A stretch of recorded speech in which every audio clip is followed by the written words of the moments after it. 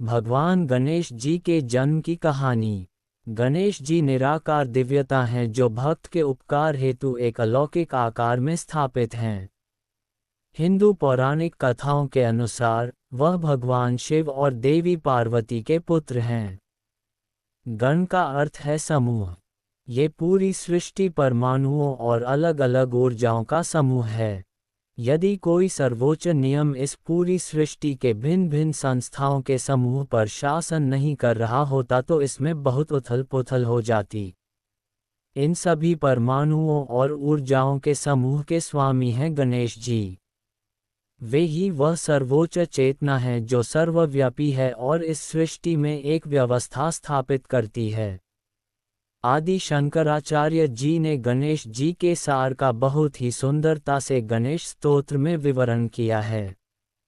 हालांकि गणेश जी की पूजा हाथी के सिर वाले भगवान के रूप में होती है, लेकिन यह आकार या स्वरूप वास्तव में उस निराकार परब्रह्म रूप को प्रकट करता है। वे अज निर्विकल्प निराकार में कम हैं, अर्थात गणेश जी अज अजन्मे हैं, निर्विकल्प बिना किसी गुण के हैं, निराकार बिना किसी आकार के हैं और वे उस चेतना के प्रतीक हैं जो सर्वव्यापी है। गणेश जी वही ऊर्जा है जो इस सृष्टि का कारण है। ये वही ऊर्जा है जिससे सब कुछ प्रकट होता है और जिसमें सब कुछ विलीन हो जाता है। भगवान गणेश जी के जन्म की कहानी। हम सभी उस कथा को जानते हैं कि कैसे गणेश जी हाथी के सिर वाले भगवान बने। जब पार्वती स्नान कर रही थीं, तब उन पर थोड़ा मैल लग गया। जब उन्हें इस बात की अनुभूति हुई, तब उन्होंने अपने शरीर से उस मैल को निकाल दिया और उससे एक बालक बना दिया। फिर उन्होंने उस बालक को कहा कि जब तक वे स्नान कर रही हैं, वह वहीं पहरा दे। जब शिव जी वापस लौटे तो उस बालक ने उन्हें पहचाना नहीं और उनका रास्ता रोका। तब भगवान शिव ने उस बालक का सिर धड़ से अलग कर दिया और अंदर चले गए। ये देखकर पार्वती बहुत हैरान रह गईं।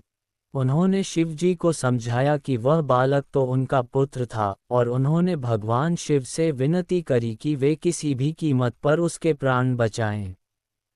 तब भगवान शिव ने अपने सहायकों को आज्ञा दी कि वे जाएं और कहीं से भी कोई ऐसा मस्तक लेकर आएं जो उत्तर दिशा की ओर मुँह करके सो रहा हो। तब शिव जी के सहायक एक हाथी का सिर लेकर आए, जिसे शिव जी ने उस बालक के धड़ से जोड़ दिया और इस तरह भगवान गणेश का जन्म हुआ। गणेश जी की कहानी में विचार के तथ्य। पार्वती जी के शरीर पर मैल क्यों था? तारांकन। पार्वती प्रसन्न ऊर्जा का प्रतीक हैं। उनके मैले होने का अर्थ है कि कोई भी उत्सव राजसिक हो सकता है, उसमें आसक्ति हो सकती है और आपको आपके केंद्र से हिला सकता है। मैल अज्ञान का प्रतीक है और भगवान शिव सर्वोच्च सरलता, शांति और ज्ञान के प्रतीक हैं। क्या भगवान शिव, जो शांति के प्रतीक थे, इतने गुस्से वाले थे कि उन्होंने अपने ही पुत्र का सिर धड़ से अलग कर दिया? भगवान गणेश के धड़ पर हाथी का सिर क्यों? तो जब गणेश जी ने भगवान शिव का मार्ग रोका, इसका अर्थ हुआ कि अज्ञान, जो कि मस्तिष्क का गुण है, वह ज्ञान को नहीं पहचानता, तब ज्ञान को अज्ञान से जीतना ही चाहिए। इसी बात को दर्शाने के लिए शिव जी ने गणेश जी के सिर को काट दिया था। हाथी का ही सिर क्यों? हाथी ज्ञान शक्ति और कर्म शक्ति दोनों का ही प्रतीक है। एक हाथी के मुख्य गुण होते हैं बुद्धि और सहजता। एक हाथी का विशालकाय सिर बुद्धि और ज्ञान का सूचक है। हाथी कभी भी अवरोधों से बचकर नहीं निकलते, न ही वे उनसे रुकते हैं। वे केवल उन्हें अपने मार्ग से हटा देते हैं और आगे बढ़ते हैं। ये सहजता का प्रतीक है। इसलिए जब हम भगवान गणेश की पूजा करते हैं, तो हमारे भीतर ये सभी गुण जागृत हो जाते हैं और हम ये गुण ले लेते हैं। गणेश जी के प्रतीक और उनका महत्व। गणेश जी का बड़ा पेट उदारता और संपूर्ण स्वीकार को दर्शाता है। गणेश जी का ऊपर उठा हुआ हाथ रक्षा का प्रतीक है, अर्थात घबराओ मत, मैं तुम्हारे साथ हूँ, और उनका झुका हुआ हाथ, जिसमें हथेली बाहर की ओर है, उसका अर्थ है अनंत दान और साथ ही आगे झुकने का निमंत्रण देना। ये प्रतीक है कि हम सब एक दिन इसी मिट्टी में मिल जाएंगे। गणेश जी एक दंत हैं, जिसका अर्थ है एकाग्रता।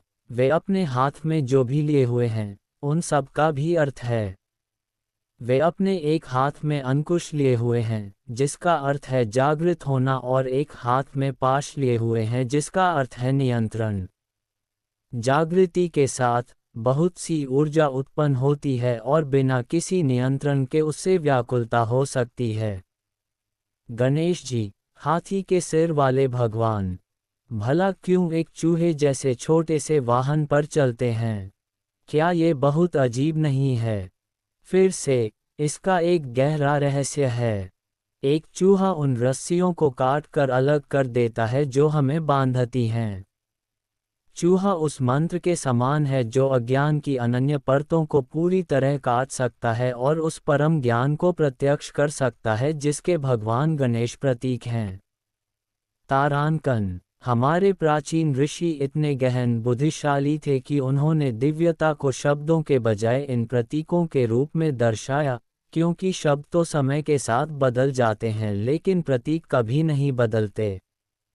तो जब भी हम उस सर्वव्यापी का ध्यान करें, हमें इन गहरे प्रतीकों को अपने मन में रखना चाहिए, जैसे हाथी के सिर वाले भगवान, और उसी समय ये भी याद रखें कि गणेश जी हमारे भीतर ही हैं। यही वह ज्ञान है जिसके साथ हमें गणेश चतुर्थी मनानी चाहिए।